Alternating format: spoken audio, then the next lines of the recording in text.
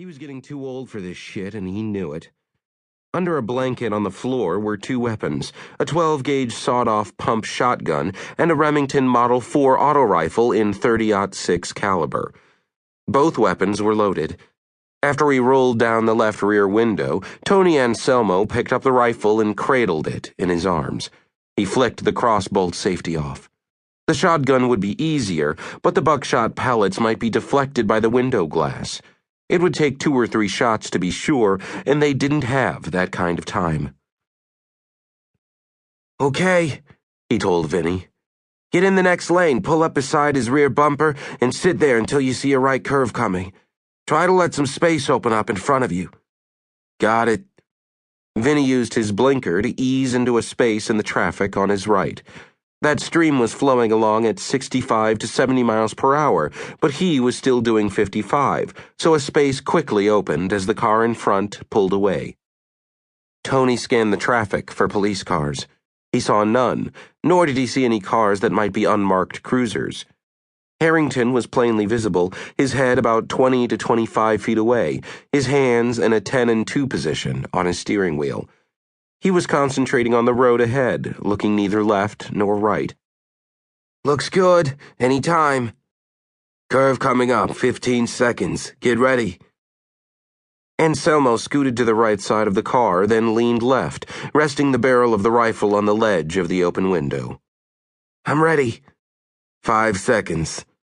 Anselmo concentrated on the open sights of the rifle. This was going to be a shot at a bouncing, moving target, smaller than a basketball at a range of about a dozen feet, from a bouncing, moving platform. Not a difficult shot, but tricky. An easy shot to miss and wonder why. "Here we go." Anselmo felt the engine rev. Out of the corner of his eye, he saw they were gaining on Harrington's Chrysler. Then they were there. Right alongside, passing with a 3 or 4 mile per hour edge, Harrington's head plainly visible. Tony could feel the centrifugal force pushing him toward Harrington's car, feel the Chevy heel slightly. Tony swung the rifle gently, adjusting for the jolts of the car. His finger tightened on the trigger. Harrington's head exploded as the rifle bellowed. Vinny floored the accelerator and the Chevy began to pull away. As expected, with a dead hand at the wheel, Harrington's car eased left toward the concrete median barricade. "Get by! Get by!" Tony shouted.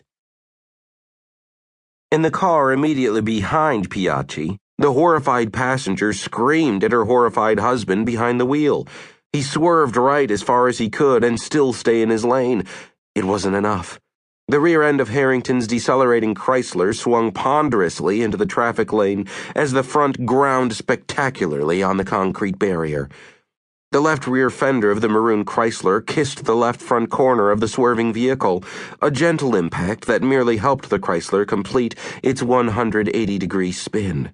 The wife screamed and the husband fought the wheel as their car swept past the Chrysler, which, with its entire right side in contact with the barrier, rapidly ground to a smoking halt as pieces of metal showered the interstate. In the back seat, the 2 teenagers cursed and looked back at the receding Chrysler. The wife's screams died to sobs. "Did you see that man shooting, Jerry? Carrie? My God!"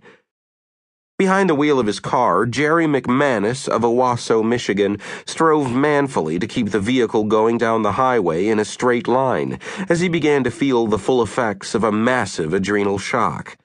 In front of him, the white sedan that contained the gunman accelerated and pulled away. A moment later, another vehicle, a van, swung left into the widening gap and McManus lost sight of the gunman. Jerry McManus had just been driving down the road on the way back to the motel, comfortably following these 2 cars at 55 miles per hour, while all the locals played NASCAR in the right lanes and the kids in the back seat hassled each other and his wife gabbled on about her rich great-aunt who lived in Arlington or someplace. Owasso, Michigan didn't have any freeways, and even if it had, McManus wouldn't have driven them, living as he did immediately behind the gas station that he owned.